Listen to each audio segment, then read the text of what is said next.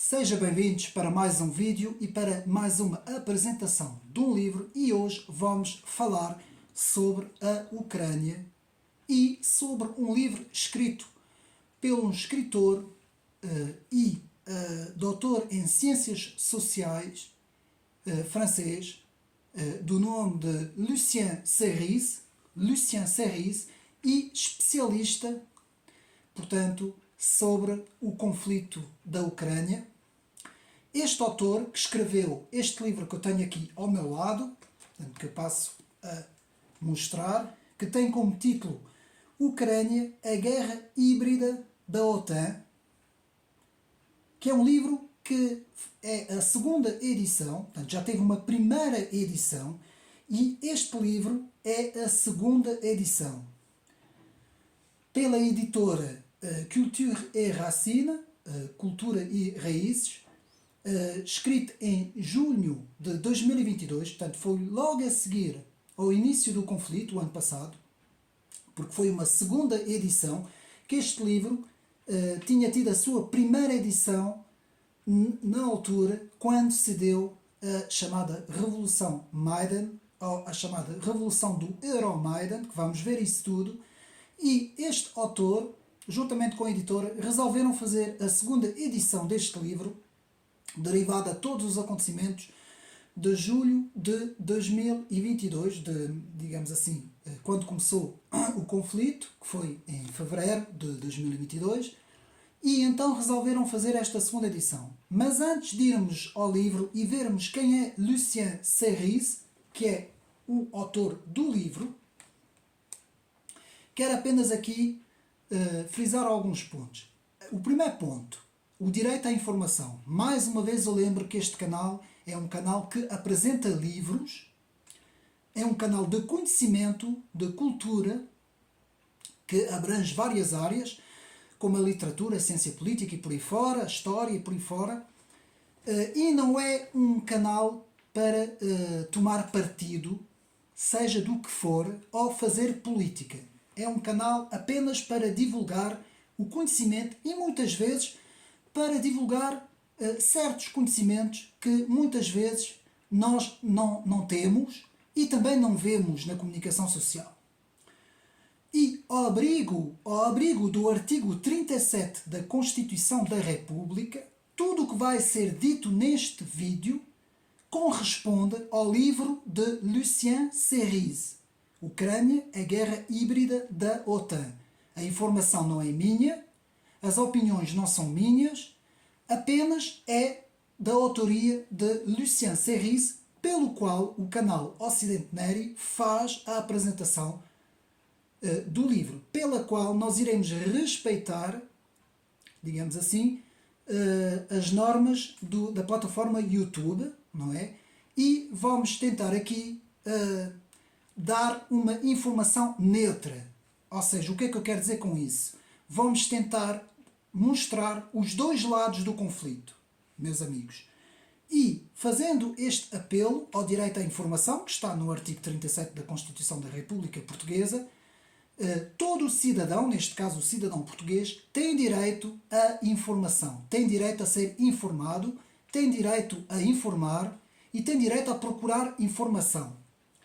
E, como eu disse, e vou repetir mais uma vez, a informação vem de este autor, Lucien Serris, que é um escritor francês, doutor em filosofia e ciências sociais e especializado em linguagem e epistemologia, de doutrina do conhecimento. Portanto, o autor tirou vários doutoramentos, é especialista também no estudo de centros de psicologia, chamados Centros de Estudo de Psicologia Social, não é? Nós vamos ver isso tudo. E o livro não trata, meus amigos, do conflito neste momento. Ou seja, o livro não trata do conflito em termos de dois países que estão em guerra. Nem sequer vai falar sobre quem está a avançar, quem não está a avançar, quem está a conquistar mais terreno, quem não está, quem está a ganhar a guerra, quem não está. Não trata absolutamente nada disto. Este livro é um livro que trata principalmente de história. Ou seja, este livro vai nos fazer uma retrospectiva de quando começa o conflito, verdadeiramente, quais são as raízes históricas do conflito. É isso que Lucien Cerise nos vai aqui apresentar no livro e também nos vai explicar aqui três atores. Há aqui três atores. Temos a Rússia, como é óbvio, não é? O ator da Rússia. Temos a Ucrânia, não é? A chamada Ucrânia independente da Rússia, que prefaz toda aquela zona do oeste, norte-oeste.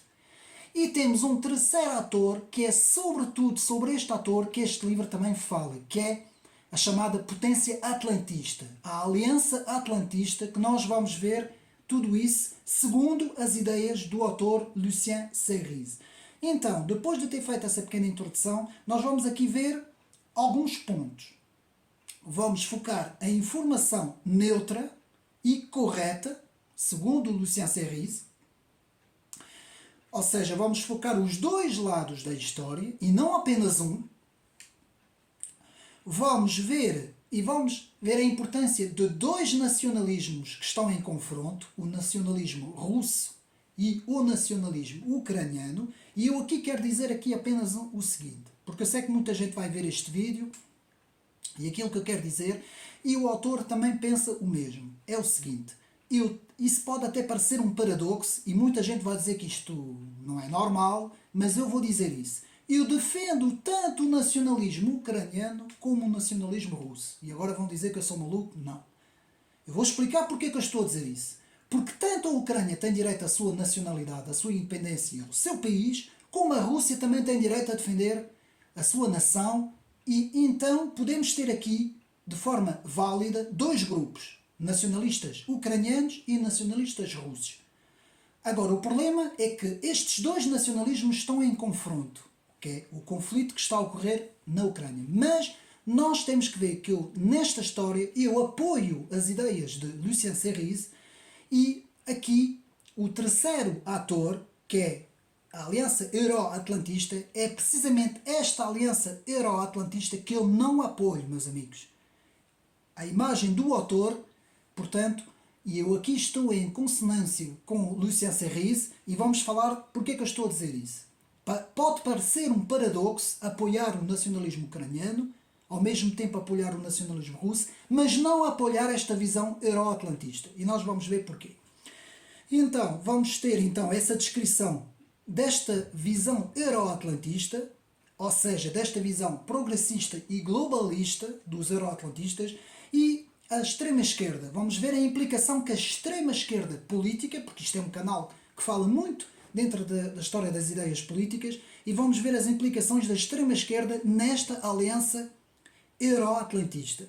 Depois vamos estudar, por Lucien Cerise, vamos estudar o bloco ocidental euro-atlântico, o bloco da Eurásia, a chamada Heartland, o Heartland, digamos assim, e depois no final, guerra de civilizações. Vamos ver o que é que isso significa, guerra de civilizações e valores. E mais uma vez, antes de entrarmos no livro, porque nós vamos estudar o livro com as opiniões de Lucien Cerise, pela qual eu posso concordar com algumas coisas, outras nem tanto, quero aqui dizer que tudo isso é, portanto, da autoria de Lucien Cerise e do seu livro, que é aqui a versão em francês, que prefaz 369 páginas. Meus amigos, eu tive que mandar vir o livro. Porquê?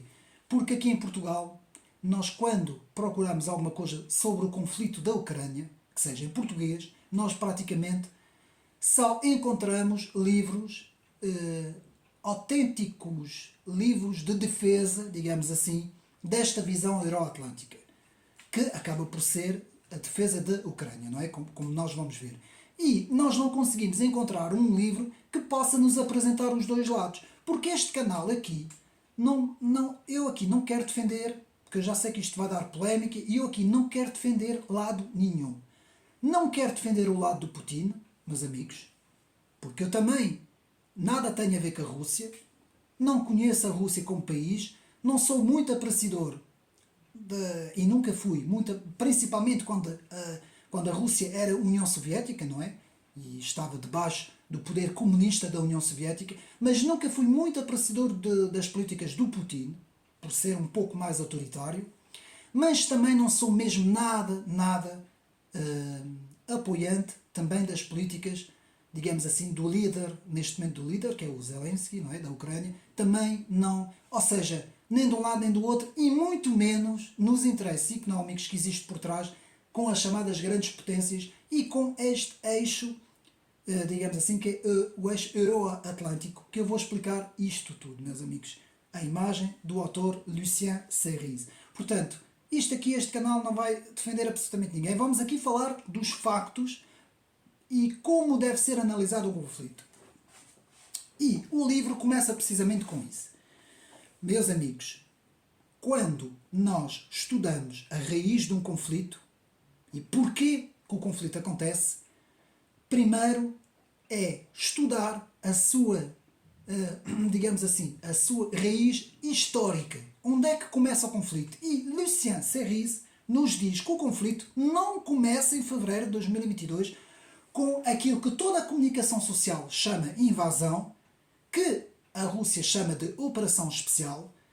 Lucien Serrise nos diz que esta história já vem muito lá atrás e começa na Revolução Laranja de 2003 e 2004, que depois vai ter a sua explosão com o chamado Euromaidan, a Revolução Colorida de 2013 e 2014, que depois vão prefazer cerca de 8, 9 anos em que há já um conflito, meus amigos, um conflito entre a Ucrânia e o Donbass, em que há um sistemático bombardeamento do Donbass pela Ucrânia, e depois sim começa, então, em 2022, a chamada Operação Especial. Meus amigos, até 2022 a Rússia limitava-se a ajudar as zonas do Donbass com material de bens de primeiras necessidades, alimentação e outros bens, para ajudar aquelas populações.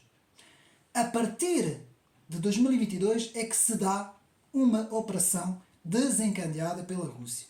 E devo aqui também dizer desde já que, em termos de direitos internacionais, também não estou de acordo com como foi feita essa operação especial, digamos assim. Poderia ter sido feito de outra forma, e este canal, principalmente, agora aqui não estou de acordo com o Lucien Serrise, este canal defende a paz, a neutralidade, as conversações e principalmente que não haja conflitos. Porque quem sofre são as populações, meus amigos. E infelizmente são as populações naquela zona, não é? Toda aquela zona da Ucrânia, que estão a sofrer as consequências. Portanto, desde já fica aqui dito também esta situação para nós entendermos um bocadinho em termos também de tudo o que está a passar. Então, no livro, na página 13, vamos agora fazer o livro todo. Eu não vou falar sobre o índice, porque isto é em francês, não vale a pena, e praticamente eu não vou aqui ler nada, porque posso ler uma ou duas passagens, porque é mais difícil, digamos assim, fazer... Eu posso fazer isso, eu vou fazer isso em duas passagens pelo menos, porque eu vou ter que traduzir diretamente do francês para o português. Mas, vamos ver então, o autor nos fala, começa com a introdução e nos fala do peso das ideologias, meus amigos. E como este canal estuda a história das ideias, não é? E eu, como sou especialista na história das ideias dentro da ciência política e dentro da filosofia, nós vemos aqui o peso, nos diz Lucien Serrise, na página 3, da ideologia política da OTAN. Porque a OTAN, que é a Aliança Atlântica, tem também uma ideologia. Não é só uma, digamos assim, uma organização militar, mas também é uma organização que tem uma política, meus amigos, que é definida por uma política. Então, aqui, na página 13, Lucien Serrise nos vai falar sobre a OTAN, sobre as agências secretas de segurança, como a CIA, e sobre o politicamente correto que invadiu há cerca de 20, 30 anos, nos diz Lucien Serrise, todas essas organizações que hoje estão completamente imbuídas com essas visões, que são visões da extrema esquerda, meus amigos. E eu aqui tenho que realçar algumas coisas, porque eu vejo aqui muitos vídeos no YouTube também, principalmente vídeos do Brasil, em que muita gente no Brasil está convencida que a Rússia continua soviética. Meus amigos, nós temos que ver aqui um paradoxo da história. E eu tenho que frisar isto. Nos anos 80, nós tínhamos uns Estados Unidos da América e uma Inglaterra que eram conservadoras, que eram liberais, mas era um liberalismo conservador. E toda a Europa e todos os Estados Unidos estava debaixo daquilo que nós chamávamos a democracia liberal, o demoliberal. E a Rússia era a União Soviética e estava debaixo do poder comunista. O grande paradoxo é que, precisamente por estar debaixo do poder comunista e por aquelas populações todas, inclusive os países todos à volta da Rússia de hoje, não é?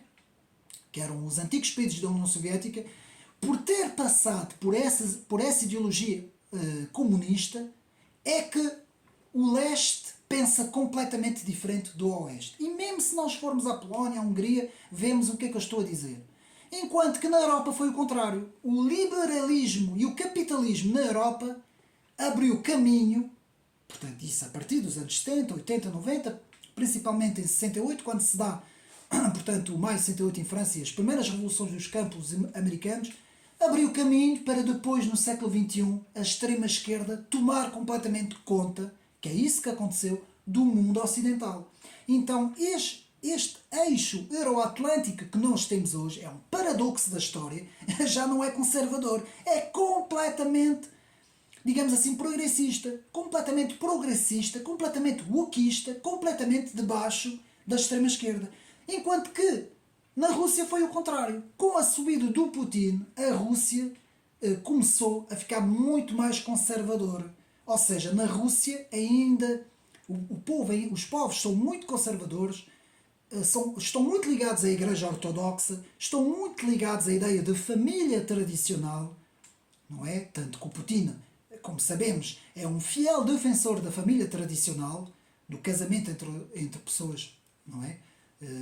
Heterossexuais, não é? De sexo diferente.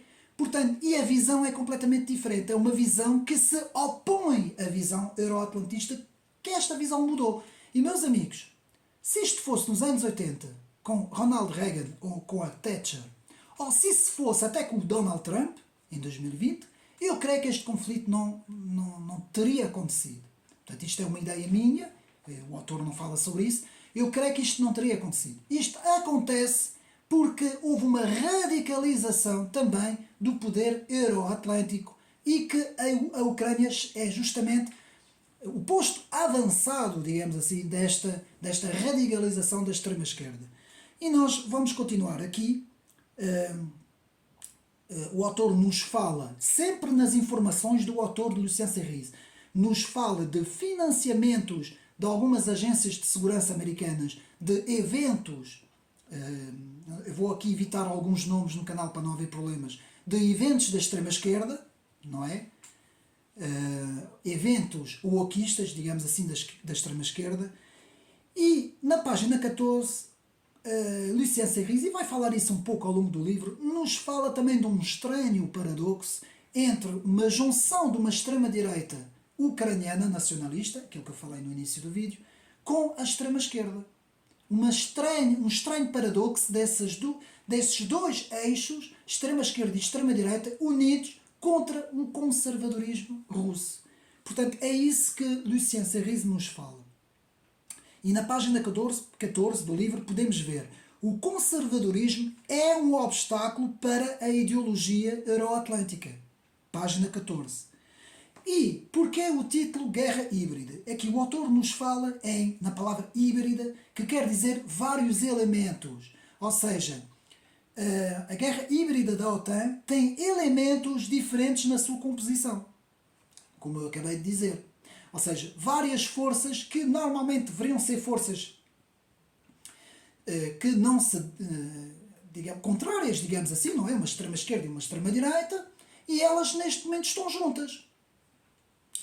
Depois, na página 15, temos a instrumentalização das populações. Atenção, porque eu estou a falar, isto tudo que eu estou a falar tem a ver com a Revolução Laranja e a Revolução Colorida do Euromaidan. Vamos focar-nos sobre esses dois eventos históricos e não tanto sobre o conflito de 2022, Até porque é isto que este autor aqui nos fala. Portanto, na página 15, Lucien Serrise nos fala da instrumentalização das populações, uma grande instrumentalização nas chamadas revoluções coloridas, página 15. Então, podemos dizer que o objeto de estudo deste livro levou 9 anos. Portanto, este livro levou 9 anos a ser feito desde 2014. O autor, Lucien Serrise, esteve na Ucrânia, estudou algumas situações e teve a sua primeira edição, como eu disse, em 2017. Segundo fontes do autor, uma operação estava planeada contra o Donbass. Portanto, isto aqui são informações do autor, meus amigos. Estava planeada uma grande operação que tinha como nome Relâmpago. A imagem é um pouco da operação que houve na ex-Iugoslávia, não é? Segundo as informações do autor. Portanto, em 2014, vemos também algumas coisas que o autor aqui nos diz, que em 2014 o próprio presidente americano, que era vice-presidente nesta altura, e nós vamos ver a importância do presidente Obama neste conflito, que colocava o seu filho, Hunter Biden, à frente do Centro de Investigação de Armas Químicas e Biológicas na Ucrânia. Portanto, isto é público, não é? Não estou aqui a dar novidade. Com as sociedades Rosman, Seneca e Metabiótica. Metabiótica, exatamente. Na página 19. Tudo fontes de Lucien Serrise. A tal operação que teve confirmação com o autor francês Yvan Blot, na página 20-21, que nos fala na Operação Barbarossa, que era para, digamos assim, invadir completamente aquela zona ali do Donbass. Na página 22, Lucien Serrise começa-nos a falar da influência e da importância das redes de George Soros, página 22. Na página 24 temos uma interessante descrição, na altura, de Charles de Gaulle e a OTAN. Qual foi a visão de Charles de Gaulle em relação à OTAN? E vamos ver que era completamente diferente do que se passa hoje. Na página 25, Lucien Serrise nos fala da Ucrânia como sendo um laboratório usado pelos atlantistas. E vemos a deriva da extrema-esquerda no eixo atlantista, página 26. Tudo isso está nas páginas que eu estou a citar, meus amigos. Depois, muito interessante, vemos aqui o grande jogo geoestratégico. Lucien Serrise nos fala do livro O Grande Xadrez, Le Grand Échiquier, de Zbigniew Brzezinski, um livro que eu tenho no meu canal, podem ir a procurar, O Grande Xadrez, não é tradução em português, Le Grand Échiquier, versão francesa, em que nos fala que entre 1800 e 1900 tivemos a Inglaterra e tivemos a Rússia, entre 1900 e 2000 tivemos os Estados Unidos e a Rússia, e agora de 2000 para cima estamos a ter China e Rússia. Portanto, em termos de geoestratégia, apenas umas passagens que o autor nos fala, e a importância de estudarmos história em termos de geoestratégia, em termos de geopolítica, conhecermos bem ali as zonas geográficas e a história de cada país, digamos assim, né? Na página 29 e 30 vemos a doutrina Wolfowitz, a minha pronúncia em inglês não é muito boa, de Brzezinski, que nos fala numa doutrina importantíssima, e também na página 31 do perigo do bloco chinês. Atenção, muita gente pensa que a segunda ordem mundial, digamos assim, que seria multipolar e não unipolar, vamos ver isso mais para a frente, seria uma ordem muito mais benéfica. Não, meus amigos, porque a China, como nós sabemos, é um regime, além de ser um regime comunista, é um regime autoritário. Portanto, vemos então na página 32, Lucien Serrise nos fala em duas correntes políticas dos Estados Unidos. Temos os isolacionistas e temos os intervencionistas. Os isolacionistas são conservadores nacionalistas, podemos falar de certa forma representado por Donald Trump e pelo alguns elementos do Partido Republicano, poucos, porque a maior parte do Partido Republicano, como sabemos, muitos deles ainda são neocons, não é? Ainda têm aquela visão neocon dos anos 90, não é? E depois temos a segunda corrente, que são os intervencionistas e globalistas, muito bem representado pelo Partido Democrata, e por todas as instâncias internacionais. Não é? Página 32.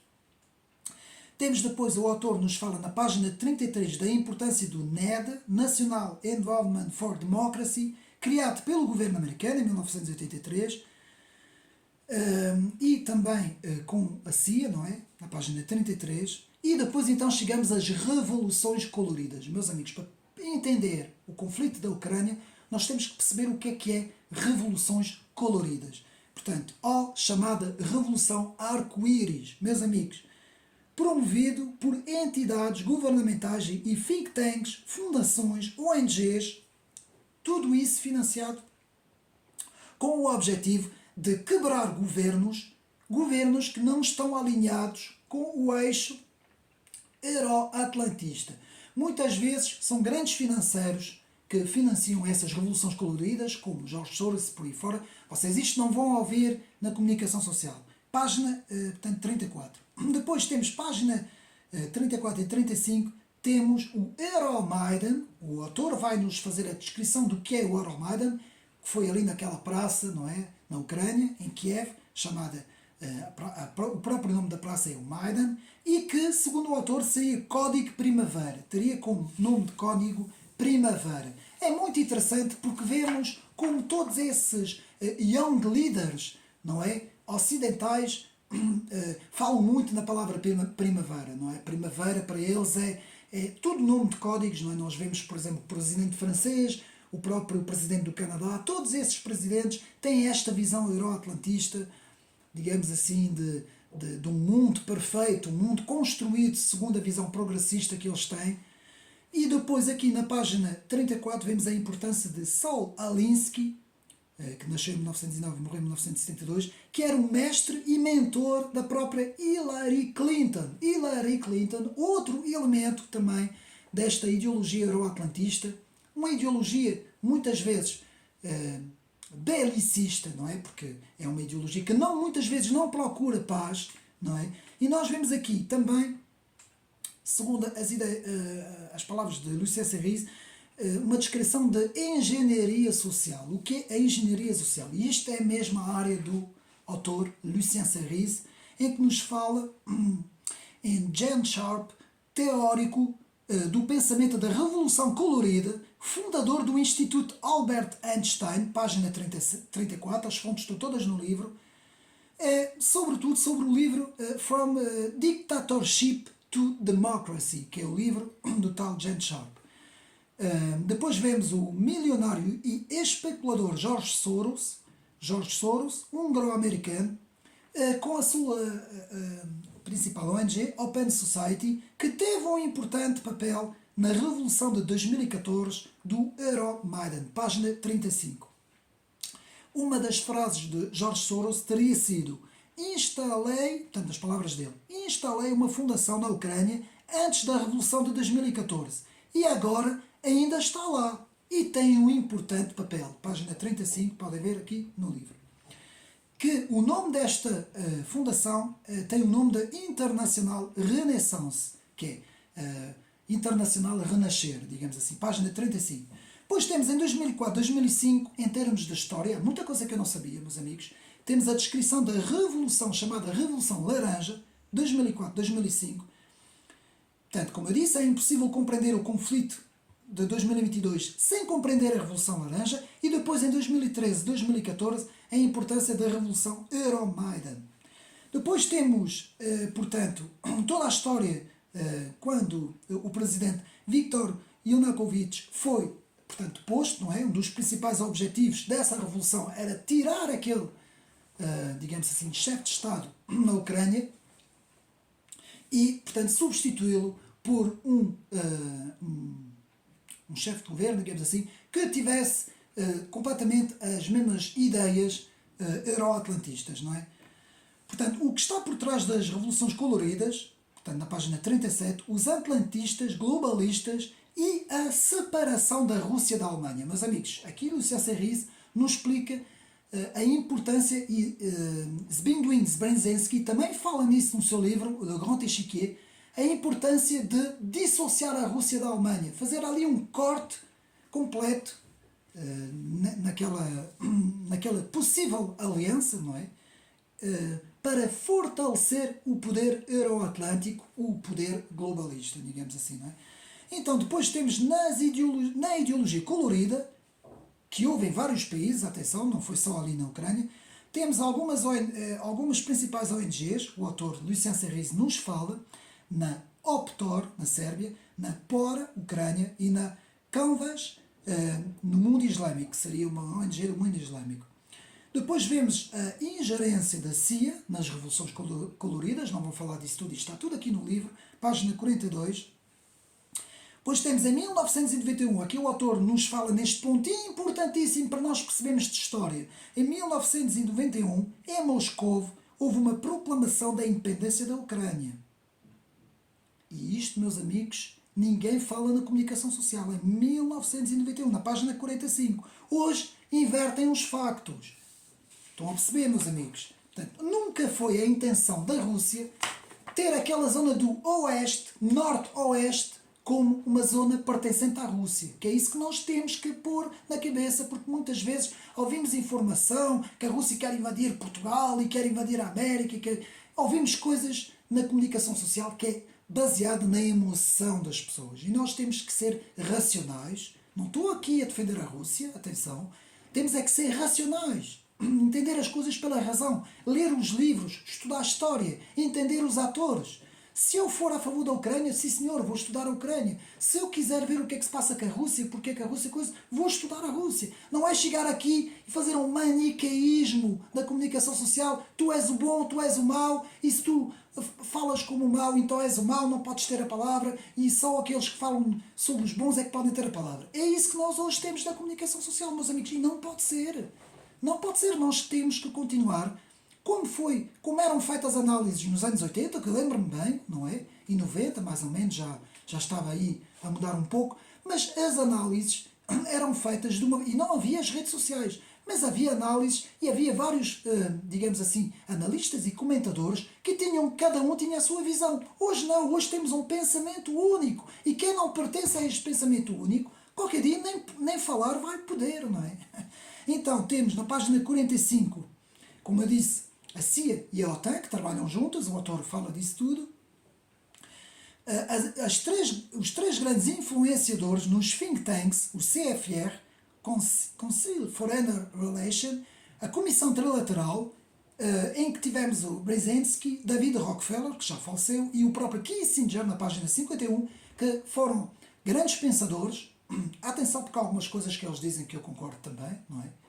Há algumas coisas interessantes, porque esses autores, Kissinger e Brzezinski, nessa altura, eles ainda eram liberais, mas tinham ainda um pouco os pés na terra. E hoje não.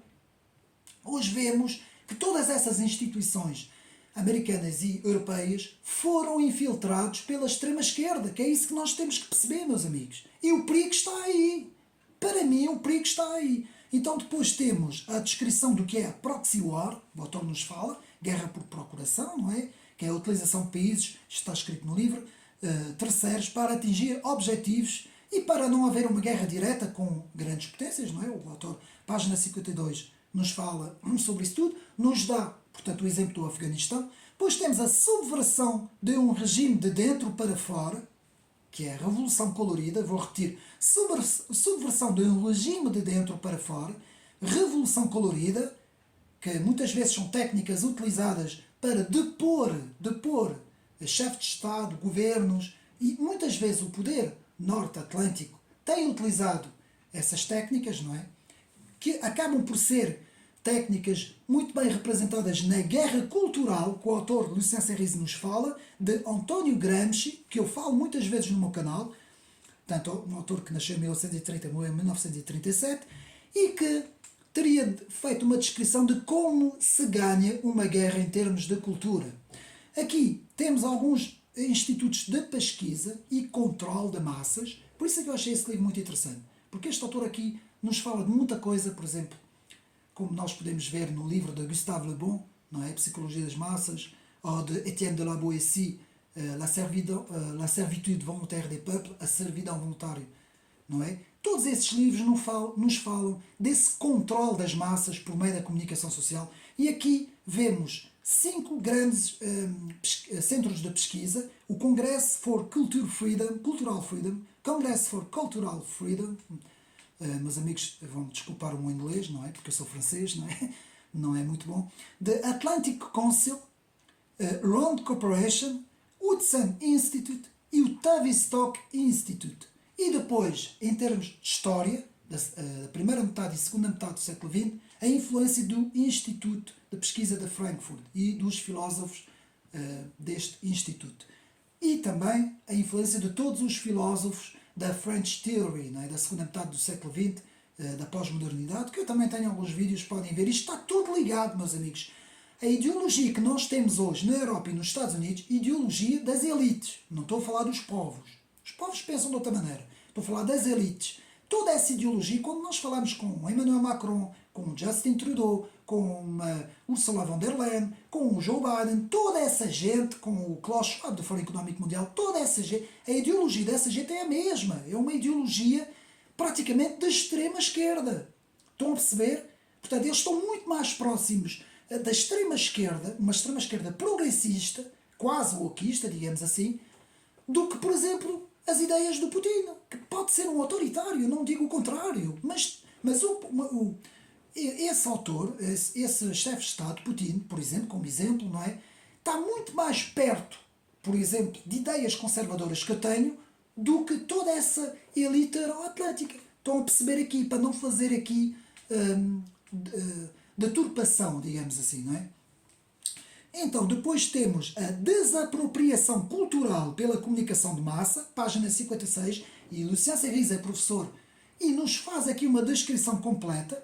A programação estratégica no Euromaidan, que já tinha havido na Revolução Laranja, em 2004, e a destruição da identidade russa naquela zona. Também temos que perceber tudo o que se passou. Eles a proibirem a língua russa, uma série de coisas que aconteceu ali na página 56. E mais uma vez, meus amigos, sou a favor tanto de uns como de outros. Cada um tem direito, os ucranianos têm direito à sua nacionalidade, os nacionalistas lá têm todo o direito, eu apoio os nacionalistas, como também apoio na Rússia, os nacionalistas da Rússia. O que eu não apoio é a instrumentalização da parte de, digamos assim, elites tecnofinanceiras que nada têm que estar ali naquela zona. Estão a perceber, meus amigos?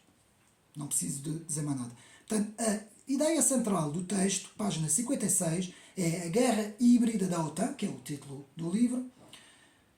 E aqui o autor nos fala em muitas coisas: armas convencionais, armas culturais e cognitivas, crenças de grupos rivais, subversivos, página 56, e a importância dos serviços secretos das agências de segurança. Tudo isso. Portanto, não é novidade, meus amigos. Depois, na página 60, temos o projeto de defesa SSTR, uma descrição do que é Stability, Security, Transition, Reconstruction, na página 60, o autor nos fala o que é, na importância da doutrina do behaviorismo, aqui na Behavior Science Thema, Centro de Investigação em Ciências Sociais e Comportamentos do Conselho Nacional de Ciências e Tecnologias dos Estados Unidos, página 61. Meus amigos, hoje os conflitos não são só conflitos armados no terreno, com tropas, com militares, com armamento, não é? Com tanques, com isso tudo. Os conflitos, muitas vezes, também são ideológicos, também são culturais, também são trabalhados com institutos de investigação, de pesquisa, com manipulação das mentes. Isto é uma guerra estratégica, meus amigos. Depois temos na página 63 técnicas de antecipação e manipulação do inimigo, muito interessante, que é um estudo aprofundado da natureza do inimigo e seus conceitos, página 63. Depois temos na guerra da quarta geração, chamada guerra híbrida, as táticas e estratégias militares são substituídas por técnicas de controle social e pela manipulação da informação pelos meios de comunicação, de maneira a dirigir o comportamento das massas.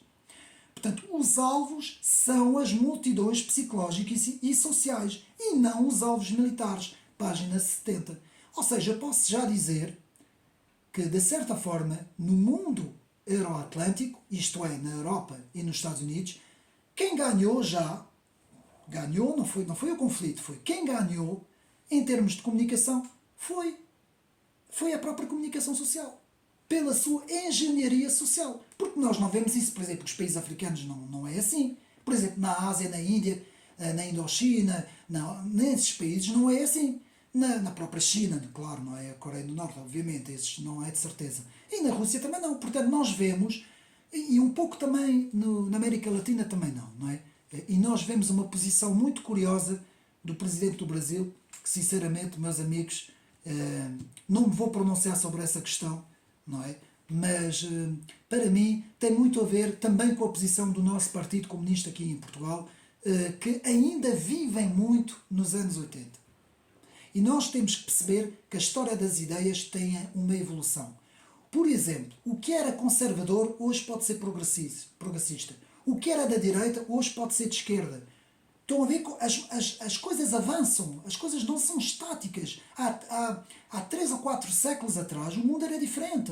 Há 1000 anos atrás o mundo era diferente. Daqui 500 anos o mundo vai ser diferente, meus amigos. Portanto, nós não temos que ficar agarrados a conceitos que aconteceram nos anos 70, nos anos 80, estão a perceber? Isto acontece muito. Por exemplo, o Partido Comunista Português pensa muito dessa forma.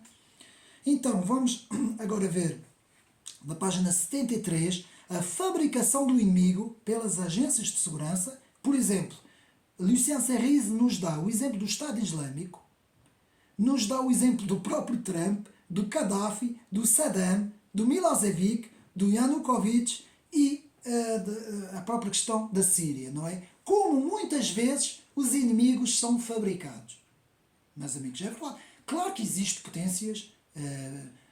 potências ditatoriais, não é? Por exemplo, a Coreia do Sul, por exemplo, a própria China, não é?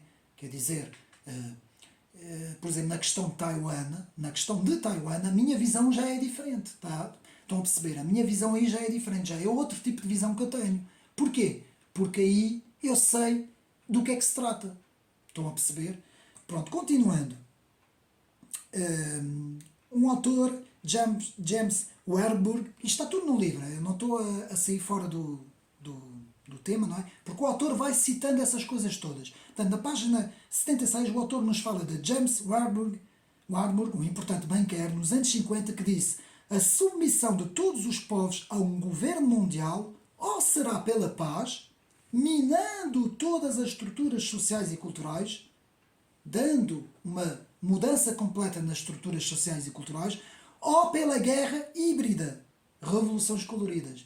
Isso foi nos anos 50, meus amigos. Como é que eles já estavam adiantados, digamos assim, com essas ideias. Aqui chegamos à página 77, em que entramos na descrição do autor de o que é o atlantismo.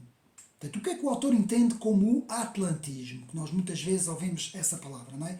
Portanto, o atlantismo é um programa e projeto geopolítico da aliança entre os Estados Unidos, a Europa e a OTAN. Portanto, que foi criada em 1949. Inicialmente era para fazer uma barragem à União Soviética comunista. Atenção!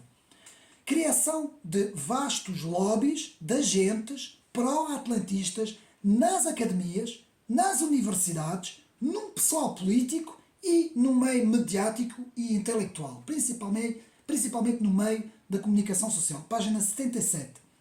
E aqui o autor nos fala através das redes Werewolf, que são recrutados para ações subversivas nas revoluções coloridas. Há todo um capítulo a falar sobre isso.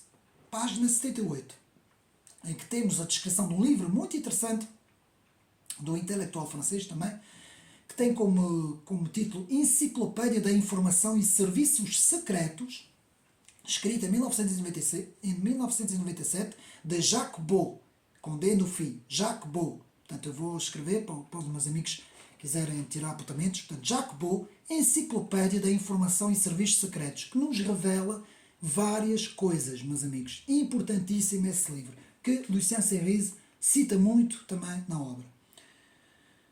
E aqui, nota importante, o atlantismo se opõe ao eurasismo, a chamada eurasismo, como o mar se opõe à terra e como a talassocrate se opõe ao terrorismo continental. Página 80. Palavras de Lucien Cerise.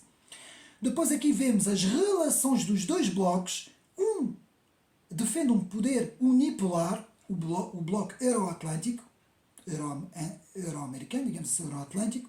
O outro defende um poder multipolar, que é aquilo que nós hoje chamamos os BRIC, não é? A Rússia, a China, a Índia e por aí fora, não é? Temos duas visões que podem ser dois poderes globalistas. E isto é muito bem explicado pelo professor Olavo de Carvalho quando nos fala dos três poderes globalistas. Na altura, falava no poder ocidental, no poder russo-chinês e no poder islâmico. Neste momento o poder islâmico está com que anestesiado, não é? Também por causa que não tem meios financeiros, porque os países petro-árabes estão alinhados neste momento com o grupo russo-chinês, digamos assim. Se bem que eu acho que existe uma diferença muito grande entre a Rússia e a China, que isso seria para outro debate, eu não vou agora falar sobre isso. Portanto, depois vemos na página 80, Ideologia da Eurásia, Lucien Cerise nos explica como bloco contra o atlantismo. E aqui, Lucien Cerise nos faz uma descrição das ideias de Alexandre Dugin. E o autor nos explica muita coisa, também nos diz que as ideias de Dugin não são ideias que Putin, aliás, não são mesmo ideias que Putin abraça, porque muita gente também faz grandes confusões, e temos que ver que na Rússia existe pelo menos três grandes forças. Agora, apenas uma pequena parte. Existem os nacionalistas, da pesada mesmo, russos. Existem os comunistas da Rússia e existe no meio, que é Putin, que é um género de um liberal, um pouco conservador, mas mais liberal. E o Putin é o mais moderador, meus amigos. Porque os outros dois, tanto o comunista ferrenho como o nacionalista, desde 2014, meus amigos, desde a revolução do Euromaidan, que esses atores políticos que estão na oposição, e sempre disseram que se nós estivéssemos no governo, e criticam muito o Putin, se estivéssemos no governo, há muito tempo já tínhamos invadido pela Ucrânia fora, até quando foi a Crimeia e tudo, não é? Esses autores são muito mais radicais do que o Putin. Portanto, muitas vezes o que ouvimos na comunicação social não corresponde à realidade. Então, aqui o Lucien Cerise nos explica também isso tudo. Depois, um autor que temos que estudar, quem se interessa por geopolítica, eu tenho falado às vezes deste autor, que é o Mackinder. Meus amigos, é importantíssimo este autor, Mackinder. Halford John Mackinder. Meus amigos, nasceu em 1861 e morreu em 1947. Que se pode dizer que é o pai fundador da geopolítica. E ele explica o equilíbrio de poder entre o espaço euro-atlântico e o espaço da Heartland. E o Heartland e o espaço euro-atlântico há um choque. E o que é que Mackinder nos diz? Que uma aliança entre a Rússia e a Alemanha põe completamente a nu o poder euro-atlântico. Ou seja, o poder euro-atlântico acaba se houver esta aliança entre a Rússia e a Alemanha. Daí a importância de cortar completamente a Rússia da Alemanha, não é? Segundo as palavras de Mackinder, este especialista geopolítico, que Lucien Cerise nos fala, não é? Então, a frase de Mackinder: quem controla a Europa do Este controla o Heartland. Quem controla o Heartland controla o mundo. Uma frase muito conhecida de Mackinder, página 81. Portanto, vê se eu tenho tempo de fazer tudo neste vídeo. Depois vemos a descrição do projeto atlantista, unificar a Lituânia, a Polónia, a Ucrânia, a Moldávia, a Geórgia, por aí fora, entre o Mar Báltico e o Mar Negro, página 81. Projeto Intermarium. O projeto Intermarium. Lucien Cerise nos fala desse projeto, a anexação da Ucrânia, numa cintura de Estados antirrussos, página 84. Concebido por Pilsudski, 1867-1935, na página 81, que era um militar polonês e que descreveu esta doutrina. Depois vemos novamente o livro O Grande Xadrez, que podem ir ao meu canal, ver a descrição do livro, de Zbigniew Brzezinski, importante ator, não é? Na página 83, a decomposição da da Rússia, desculpa, em 3 zonas, portanto, de composição da Rússia em 3 zonas, num sistema político descentralizado e numa economia de mercado, que era o projeto inicial que tinham esses autores todos euroatlantistas. Página 83. Temos a doutrina do Kontreman, cerco à Rússia soviética, isto estamos a falar na altura da União Soviética, teorizado por George Kahneman em 1904-2005, que era um político e diplomata americano. Doutrina do Kontreman. É um dos primeiros e principais teóricos da fabricação de um inimigo necessário para o complexo militar e industrial americano, 1987. Página 83, está tudo aqui no livro, meus amigos. Depois temos a descrição de quem foi, porque eu vejo aqui muita gente que não sabe absolutamente nada. Quem foi Stepan Bandera, não é? O grande inspirador do nacionalismo ucraniano, não é? Nasceu em 1909, morreu em 1959, ativista próximo da Alemanha, da Segunda Guerra Mundial, 39-45, e um dos dirigentes dos nacionalistas ucranianos. Aqui temos uma biografia muito interessante para quem quer aprofundar esses conhecimentos. Página 85. Depois temos a organização OUN, a Organização Ucrânia Nacional, também uma descrição muito interessante. Na página 85. Temos estranhas ligações com o MI6, não vou dizer mais, há coisas que eu não vou falar, pois em dezembro de 2010 foi divulgado uns arquivos dos Estados Unidos difundidos no Congresso como relatório do terceiro R e seus colaboradores anglo-americanos, essencial para compreender o que se passa hoje na Ucrânia. Página 87. Tudo palavras de Lucien Serris. Depois temos Jorge Rosolinski, historiador, fala do papel da Inglaterra na instrumentalização do conflito. Página 87, meus amigos, mais uma vez vocês vão ver uma coisa. Por 2 vezes que a Ucrânia, com o seu presidente Zelensky, teve para fazer negociações, teve para fazer a paz, não é, digamos assim, o conflito ficava resolvido. E se o Donald Trump fosse presidente dos Estados Unidos, ficava ali tudo resolvido. E quem foram os atores que disseram que não, que isto tinha que continuar? Não preciso dizer, não é? Meus amigos sabem. Aquele partido americano, um partido da extrema-esquerda americano, que eu nem vou dizer o nome, que está hoje no poder. Então, temos a importância dos políticos e das políticas de Obama na preparação do conflito. Tudo. A nível de história. Tudo. Página 96. O caso do Yanukovych, que retirou do seu programa a adesão à NATO, em 2010, e a renúncia aos acordos da entrada da Ucrânia para a União Europeia, em 2013, que isto foi a gota d'água que transbordou a taça e que fez com que ele fosse removido daquela zona pelos euroatlantistas. Página 97. Tudo palavras de Lucien Serris. Depois temos o tal paradoxo atlantista, ou seja, o que é o paradoxo atlantista, segundo Lucien Serris? É as minorias cosmopolitas da extrema-esquerda, wokistas, LGBT por aí fora, liberais, neoliberais, hiperliberais, juntas com grupos e movimentos da extrema-direita bandeiristas ucranianos. Isso é estranho, não é? Porque são 2 forças completamente opostas, na página 97. E todos unidos no mesmo objetivo, contra o poder da Rússia, não é? Depois temos os tais acordos que se ouve muito, os acordos de Minsk. Foram 2. O primeiro, 5 de setembro de 2014, e o segundo, a 12 de fevereiro de 2015. Mas, amigos, estes acordos resolviam todo o conflito, todas as questões, e nunca foram cumpridos. Eu aqui tenho que dar razão à Rússia, meus amigos, desculpem lá. Não dou a razão à Rússia de ter feito aquela invasão contra o direito internacional, sim senhor, mas eu aqui tenho que dar razão. E vimos as declarações há pouco tempo da Angela Merkel e também do próprio François Hollande, que frisaram muito bem que aqueles acordos foram para ganhar tempo para que a Ucrânia se pudesse preparar. Não é? Quer dizer, nós temos que também perceber o que é a informação que nos chega, não é? Então o próprio Petro Poroshenko declarou que esses acordos serviram para ganhar tempo e militarizar a Ucrânia. Página 102. Depois, na página 110, eu vou tentar ler, meus amigos, fazer a tradução direta do francês. Vou tentar ver se consigo.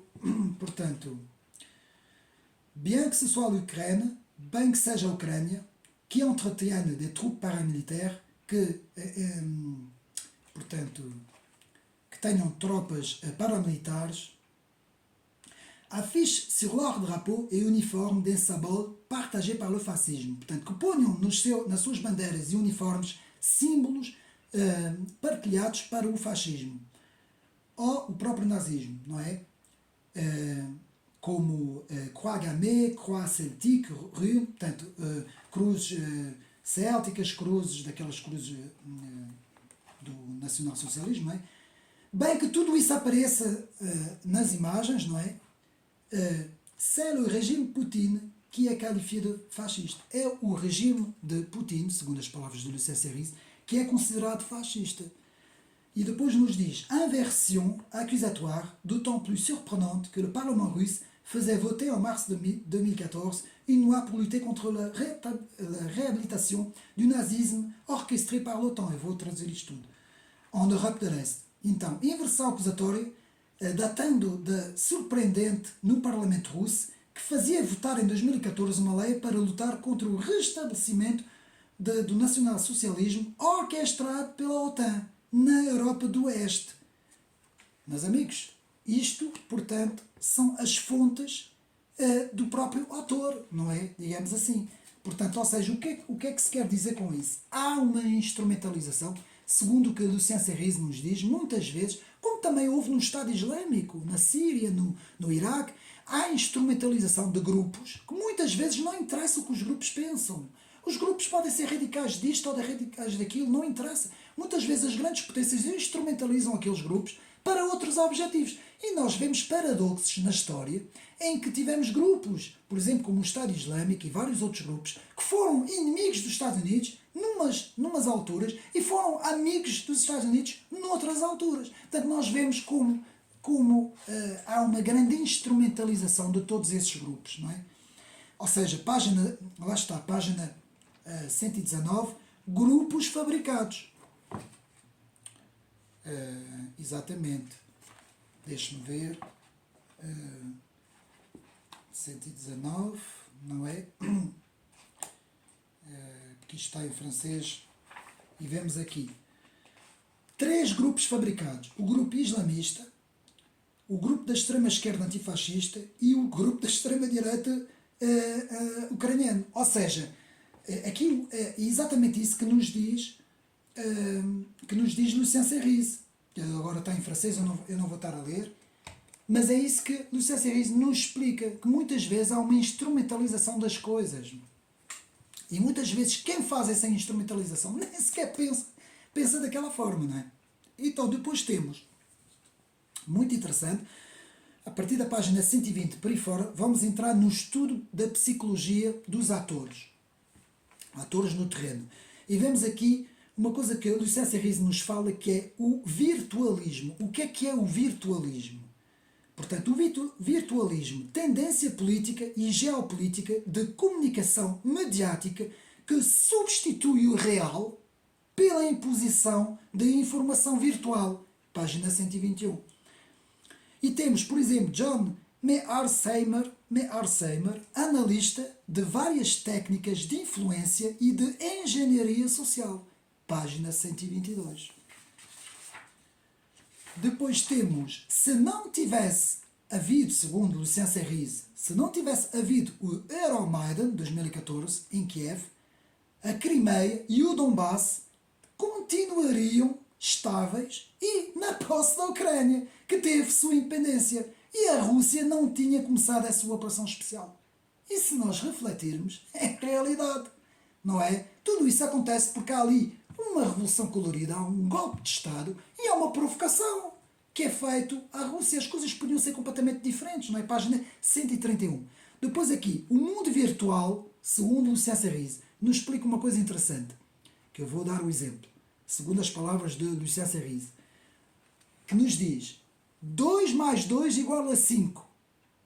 Ou seja, o que é que isso quer dizer? 2 mais 2 sabemos que não é igual a 5, mas aqui o autor nos diz 2 mais 2 é igual a 5. O que é real já não interessa para os sistemas de comunicação de massa. Vejam bem, vou repetir. 2 mais 2 igual a 5. O que é real já não interessa para os sistemas de comunicação de massa, página 135. Fazem de nós estúpidos, não é? Ou seja, o real é assimilado à fake news, teoria da conspiração. Chega a dizer-se que o real é teoria da conspiração. Página 138, licença Ries. Depois temos os groupthink. O que é os groupthink? Sistema psicossocial de acomodar o pensamento à regra do grupo. Muito importante. E o autor estudou muito isso. Groupthink. Sistema psicossocial de acomodar o pensamento à regra do grupo. Página 138. Eu retirei isto tudo do livro. Esses apontamentos traduzi em português para os meus amigos ouvirem. Depois temos, na página 140, 3 fases de controle do pensamento do grupo. O sentimento de urgência, criar um sentimento de urgência. A tal janela de Overton, podem estudar o que é a janela de Overton. E a simulação do real, transformar o real em virtual. A visão, agora chegamos à visão da elite atlantista.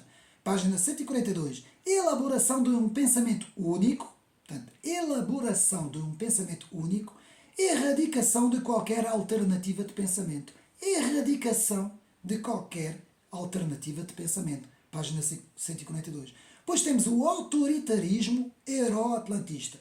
Autoritarismo, muito bem representado pela Presidente da Comissão Europeia, como exemplo. O autoritarismo euroatlantista, que os franceses chamam les va-t-en-guerre. O que é que isso quer dizer, les va-t-en-guerre? É os vão para a guerra. Ou seja, vão para a guerra, vão todos para a guerra, a gente quer a guerra. Les va-t-en-guerre, página 143. Lucien Serris nos explica a operação... Atenção, meus amigos, isto é a opinião do Lucien Serris. Eu creio que há aqui um fundo de verdade, mas eu já sei que há os...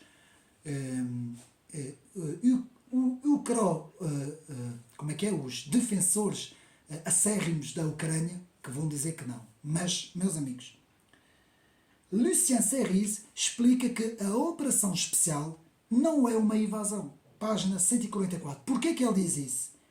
Porque se fosse uma invasão, primeiro invadia tudo, bombardeava civis, e nunca houve bombardeamentos praticamente, não é? A não ser por acidente.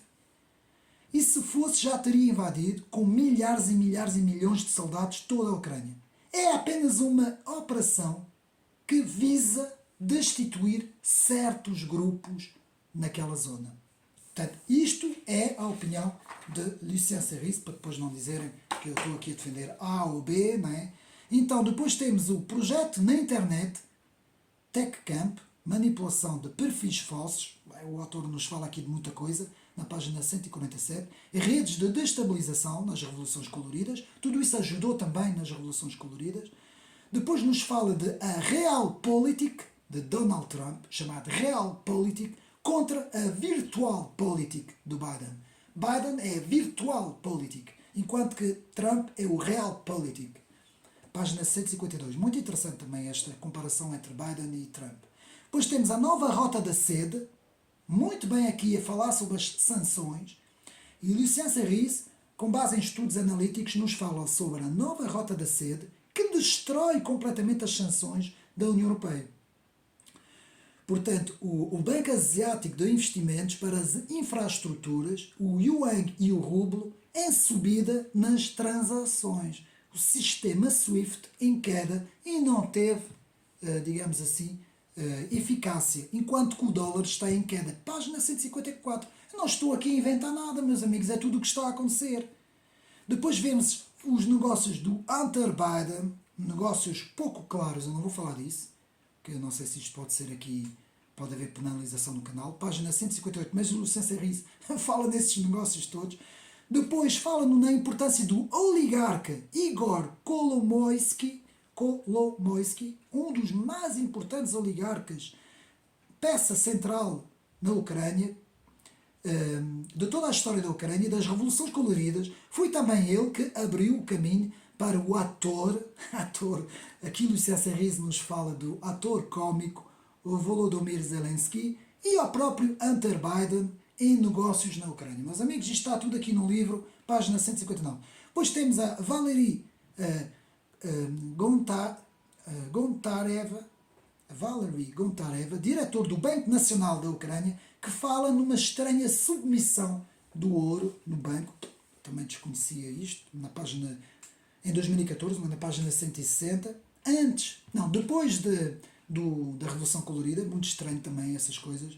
Pois a importância da Revolução Laranja, em 2004, financiado por ONGs, cujo o multimilionário George Soros teve uma importância decisiva.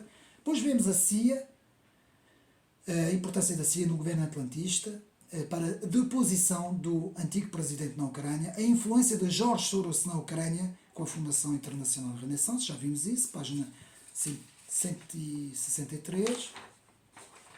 Depois temos a criação de conflitos armados, uma breve história, com os exemplos do comunismo na União Soviética, do Estado Islâmico, para manter a indústria do armamento e da Rússia nacionalista, página 168.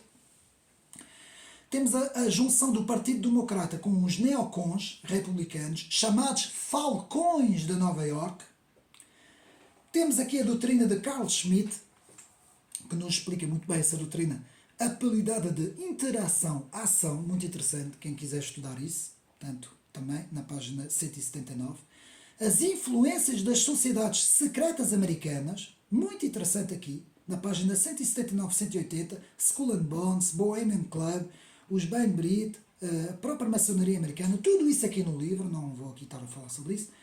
Depois vemos os vários lobbies de Stefan Bandera nos USA, também não sabia, na página 45-83. A relação dos intelectuais alemães, depois da Segunda Guerra Mundial, que muitos deles saíram em 1945 e fugiram para os Estados Unidos da América e tiveram lá postos importantes, página 197. A ideia da formação do Quarto Reich, meus amigos, não sou eu que estou aqui a dizer isso, é do C.S. Lewis, página 187, infiltração dos alemães nos atlantistas, página 197 198, um dos livros importantíssimos de Anthony C. Sutton, Wall Street et l'Ascension do nacionalsocialismo, não é? Em versão francesa. Depois temos a ideia central do livro, para mim, que é o paradoxo do século XXI, que o Lucien Serres repete várias vezes essa frase.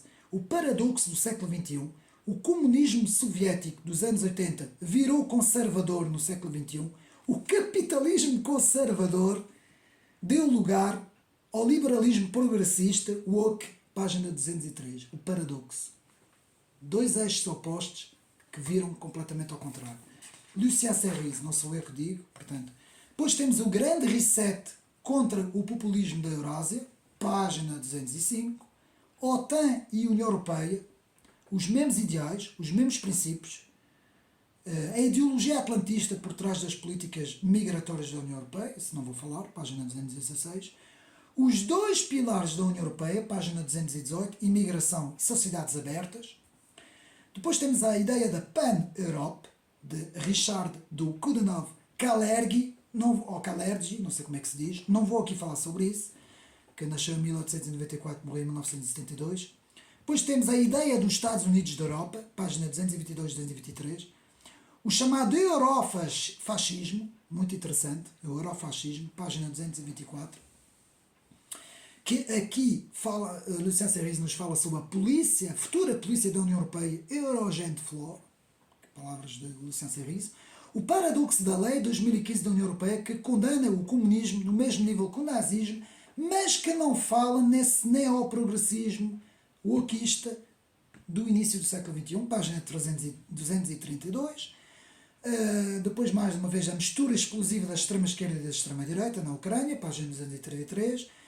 Depois vemos aqui a vitória de Donald Trump em 2016 foi vista como uma das maiores catástrofes para os grupos pró-ucranianos, vejam bem.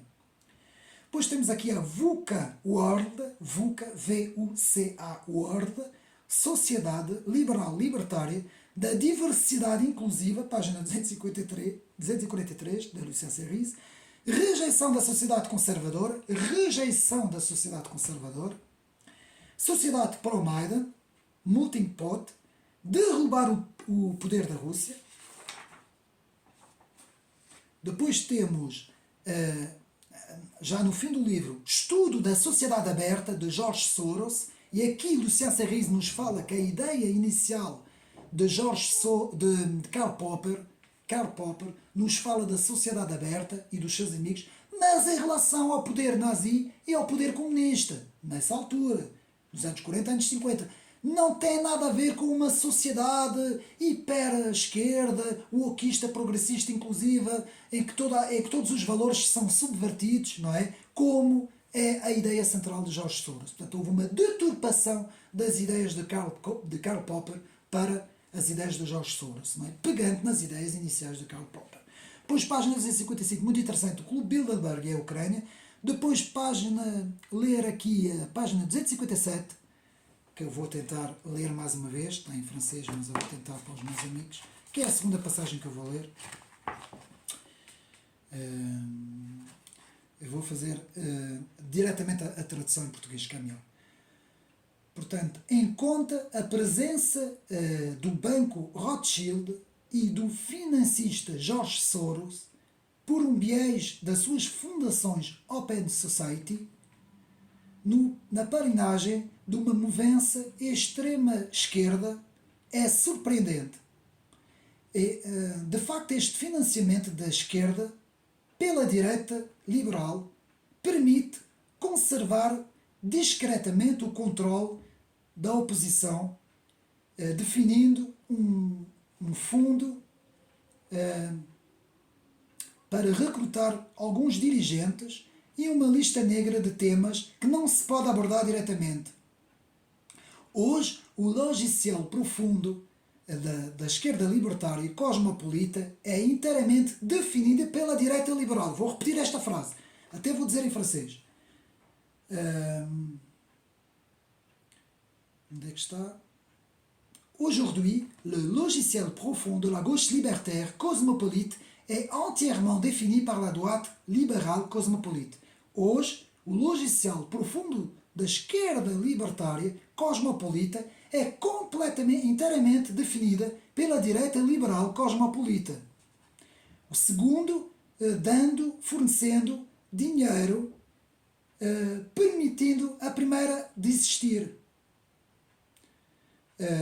No border, como o próprio nome indica, a abolição das fronteiras, o trabalho inteiramente entre a imigração clandestina, faz uma nebulosa escura, United Viktor Orbán, o presidente da Hungria, que acusava o seu ex-companheiro George Soros de ter uma grande responsabilidade em toda esta história.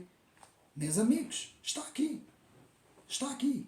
Portanto, eu posso ler em francês. En revanche, la présence de la banque Rothschild et du financier George Soros, par le biais de ses fondations Open Society, dans le parrainage d'une mouvance d'extrême gauche, est plus surprenant. En fait, ce financement de la gauche par la droite permet de conserver discrètement le contrôle de l'opposition en définissant un plafond de verre dans le recrutement coopté des dirigeants, ainsi qu'une liste noire de thèmes à ne jamais aborder et une liste rouge à ne jamais franchir en acte, en parole.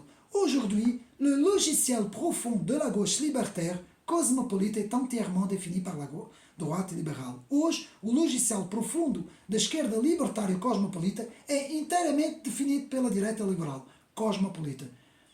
Meus amigos, não sou eu, é o Lucien Serris que nos explica aqui todos esses paradoxos que acabam por ser paradoxos, não é?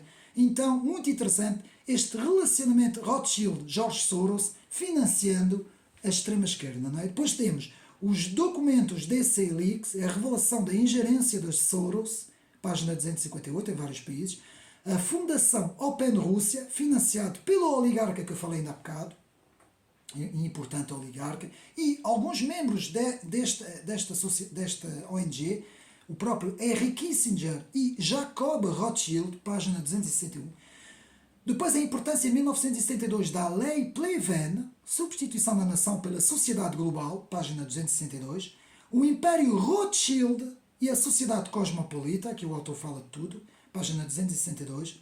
Depois aqui temos The Atlantic Council, Think Tank, proselitismo do progressismo wokista, página 283. Temos a wokização das Forças Armadas da OTAN, não vou falar sobre isso. é um bocado perigoso. A influência dos lobbies, página 277, na própria OTAN. Projeto da sociedade aberta, euroatlantista, tem a intenção de fazer tábua rasa de todas as tradições e culturas para promover a sociedade progressista, página 279. Portanto, Lucia Serris nos fala também que na Ucrânia a agenda arco-íris avançou muito, página 285, e depois a extrema esquerdização dos euroatlantistas, da OTAN, página 291. Depois, interessante, a ideologia do transhumanismo, página 297. Depois temos uma curiosidade, daqui do Lucien Serris, que eu vou ler para os meus amigos. A aliança entre o Vaticano, o Kremlin e o Patriarcado Ortodoxo teria sido uma barragem contra o progressismo oquista euroatlantista se o Vaticano tivesse permanecido conservador. Nas palavras de Lucien Serris. Página 297. Depois temos a aliança dos... Uma coisa estranha, sinceramente. Dos judeo-bandeirantes. Sinceramente, essas alianças estranhas que acontecem hoje. Depois temos uma explicação da Operação Especial, da chamada Operação Especial 2022, porque o autor escreve esse livro já depois dessa situação, a 19 de fevereiro de 2022. Antes da Operação Especial, teria havido uma afirmação de Zelensky, que eu aqui isso eu não vou ler, porque isto pode ser complicado para o canal. Depois aqui o apoio na história do século XX da OTAN a grupos islamitas radicais, meus amigos. O próprio Lucien Serris nos diz que Daesh foi uma criação da CIA, vejam bem, página 323 e 324. Depois aqui é uma descrição da guerra híbrida, os três braços armados dos atlantistas, wokistas, bandeiristas e islamitas radicais, página 367. E o fim, a conclusão. O alvo dos globalistas ocupar o Heartland, o maior território geográfico do planeta, página 368. A própria frase do grande estratega Mackinder, que nos diz: quem domina o Heartland domina o mundo, página 368. E depois no fim, Lucien Serris nos lembra que o conflito não começou em 2022, mas na Revolução Laranja de 2004, consolidada em 2014 pela Revolução Maidan, e o bombardeamento sucessivo durante 8 anos das províncias do Donbass. Meus amigos, chegamos ao fim, é mais ou menos tudo o que o livro tem. Mais uma vez, eu não tomo aqui partido de ninguém, meus amigos, que eu já expliquei que tanto a Ucrânia como a Rússia, tanto quem defende o nacionalismo ucraniano como o nacionalismo russo, os dois têm razão, cada um na sua visão, não é? Como por exemplo, alguém tem uma casa e tem um vizinho, eu vou defender sempre a minha casa, o vizinho vai defender sempre a casa dele. Pá, isto, meus amigos, venha lá quem vier, vai ser sempre assim. Agora, eu critico a imagem de Lucien Serris também.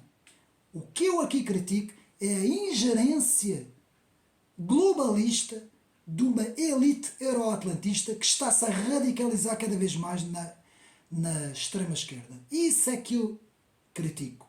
E mais uma vez eu digo, se fosse uma aliança euroatlantista conservadora nas mãos de Donald Trump e de atores conservadores, eu estava do lado dessa aliança, meus amigos.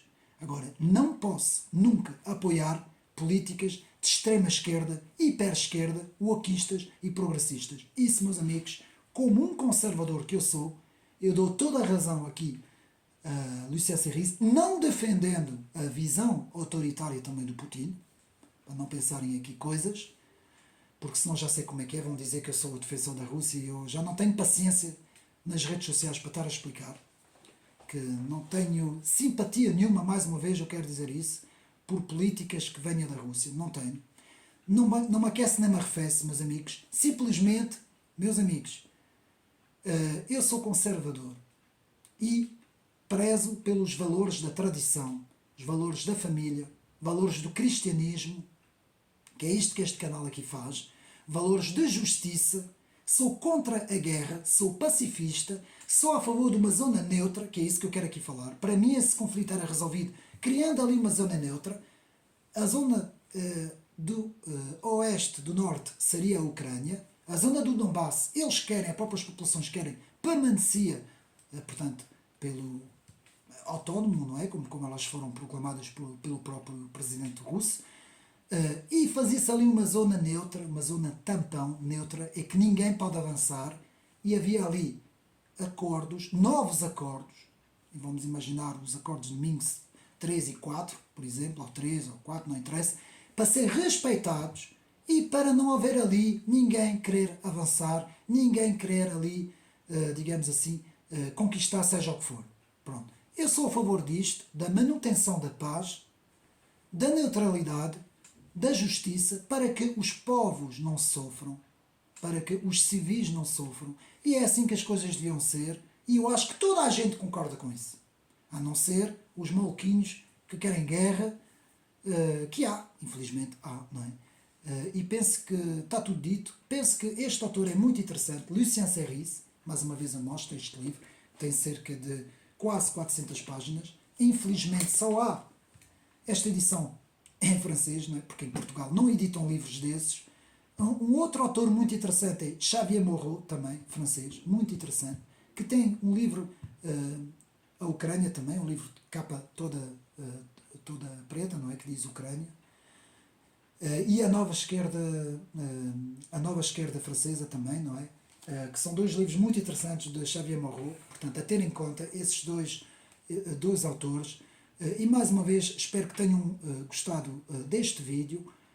Tentei ser aqui neutro, falei das realidades dos atores, não puxo aqui por ninguém, apenas defendo o direito à informação, porque é este direito que nós devemos defender. Porque um dia, quando nós não pudermos mais falar e defender, então aí, meus amigos, é o fim da liberdade, é o fim da democracia, é o fim de tudo, meus amigos.